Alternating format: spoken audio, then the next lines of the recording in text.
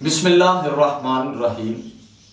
अस्सलाम वालेकुम अज़ीज़ तलबा और तलबात, उम्मीद करता हूँ आप सब खैरियत से होंगे।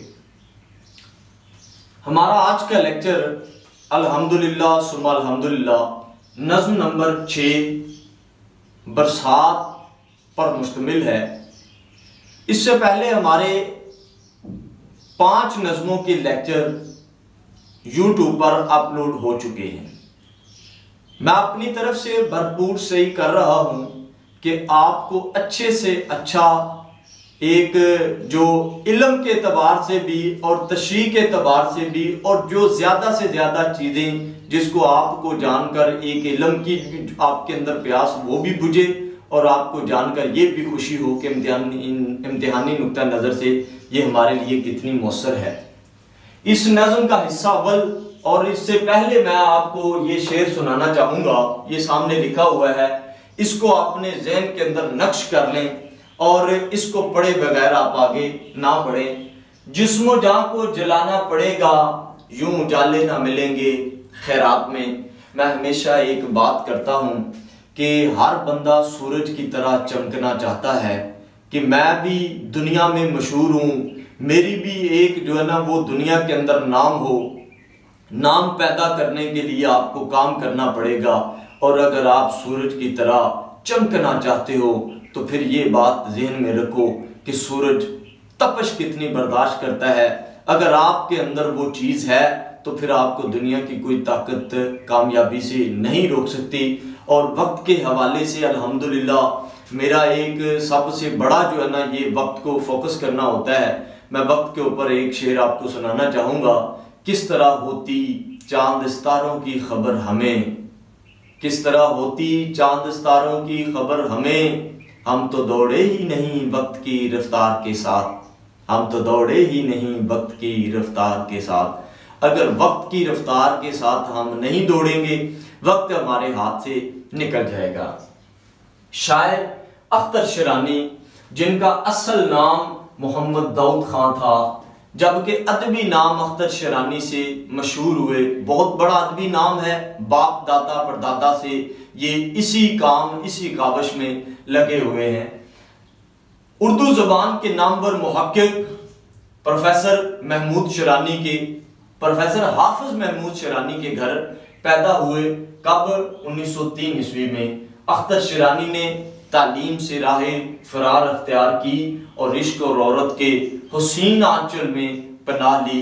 ये सबसे बड़ा काम है कि अगर किसी ने उर्दू अदब में एक रोमानवी शायर का नाम आता है, अल्लामा इकबाल, मोहम्मद इकबाल लाहौरी, और उसके बाद इनका जो है ना ये सभी शोरा इन्होंने उर्दू अदब के अंदर एक रोमानवी तहरीक का आगाज किया था, रोमानवी शायरी का आगाज हुआ था। अब हम इस नज़्म का हिस्सा अव्वल है। पहला शेर है, घटाओं की नीली फाम परियां उफक पे धूमें मचा रही हैं। ये मैंने मुख्तलिफ रंगों का इस्तेमाल इस वजह से किया होता है ताकि आपको समझने में आसानी हो, आप हर चीज को बखूबी समझ सकें। कहते हैं मुख्तलिफ रंगों के बादल, नीले रंग की आसमान का किनारा, घटाओं की नीली फाम परियां उफक पे धूमें मचा रही हैं, हवाओं में थरथरा रही हैं, फजाओं को गुदगुदा रही हैं। यानी कि शायद फरमाते हैं कि घटाएं जब मुख्तलिफ रंग, घटा कहते हैं गहरे रंग के मुख्तलिफ बादलों को, वो कहते हैं कि जब घटाएं आसमान पर घूम रही होती हैं, कभी बादल इधर जाते हैं कभी इधर, तो ऐसे महसूस होता है। उन्होंने नीली फाम परियां लफ्ज इस्तिआरा इस्तेमाल यहाँ पे एक अदबी इस्तिलाह इस्तेमाल की है। उन्होंने वो घटाओं को परियां कह दिया है कि परियां जो है ना वो घूम रही होती हैं नीले रंग की। उफक, उफक का मतलब आसमान और जमीन का कलापा, जहां पे आसमान का किनारा हो और जमीन का भी। वो कहते हैं कि ये आसमान पर धूमें मचा रही हैं, हवाओं में थरथरा रही हैं, फिजाओं को गुदगुदा रही हैं, और हवा के अंदर जो है ना वो उनका छेड़छाड़ है, हलचल मचा दिया उन्होंने और गुदगुदा रही है फिजा के अंदर। फिजाओं में भी उनका जो है ना वो एक चहलकदमी है, एक चोहल कर रही है, एक दूसरे के साथ उनकी छेड़खानी हो रही है। ये मफहूम यहाँ पे मैंने लिखा है।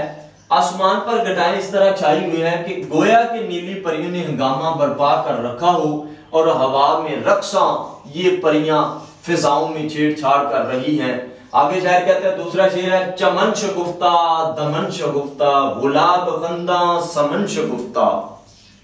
चमन शगुफ्ता दमन शगुफ्ता गुलाब खंदा समन शगुफ्ता बनफ्शाओ नस्तरन शगुफ्ता शगुफ्ता हैं। बनफ्शाओ नस्तरन शगुफ्ता हैं, पत्तियां मुस्कुरा रही हैं। अब यहाँ पे इसका मफहूम है, बरसात ने बाग का माहौल इंतहाई खुशगवार बना दिया है। गुलाब, यास्मीन, बनफ्शा और नस्तरन शगुफ्ता हो गए हैं और फूलों की पत्तियां भी मुस्कुरा रही हैं। ये तमाम बातें ये जो शायर ने फरमाई हैं कि चमन शगुफ्ता यानी कि बाग भी खिला हुआ है, दमन यानी कि पहाड़ का दामन, दो पहाड़ों के दरमियान जो वादी है वो भी खिली हुई है, वहां भी वो मुस्कुराहट है। आगे शायर फरमाता है, गुलाब खंदा समन शगुफ्ता, गुलाब भी मुस्कुरा रहा है और समन चमेली का फूल जो है ना वो भी खिला हुआ है। बनफ्शा और नस्तरन शगुफ्ता है, बनफ्शा कहते हैं खुशबूदार फूल को, नस्तरन कहते हैं सफेद फूल को, कि ये भी खिला हुआ है, पत्तियां मुस्कुरा रही हैं और पत्तियां जो है ना वो भी मुस्कुरा। तो मैं हमेशा यहाँ पे एक शेर सुनाया करता हूँ कि पत्ती जब मुस्कुराती है, कली होती है, कली से फूल बनता है और जब कोई मुस्कुराएगा तो उसके पास जाने को दिल करेगा। शायर फरमाते हैं, राज़े पिन्हा को यूं आश्कार न कर, यूं मोहब्बत की आन जाती है। वो कली फिर कली नहीं रहती जो जरा खिल के मुस्कुराती है, और जो खिल के मुस्कुरा देती है वो कली नहीं रहती, उसको फूल बन जाती है और फूल को हमेशा तोड़ लिया जाता है। वो किसी के दामन में जाके पनाह ले लेता है, वो किसी के लिए खुशबू बन जाता है, किसी के लिए मोहब्बत का जज्बा बन जाता है। हम यहाँ पे अगर बात करें तो मैं हमेशा एक बात करता हूं, आप लोग इस कीमती वक्त को अपने जाया मत करें। ये दो अशार हमारे आगे इंशाल्लाह अगला हिस्सा दोम और इसका सोम जो है ना वो जरूर आएगा और उसको भी आप देखिएगा, धीरे धीरे थोड़ा थोड़ा करके इसको हासिल करने की कोशिश करें। इंशाल्लाह वक्त हाथ से निकल जाता है।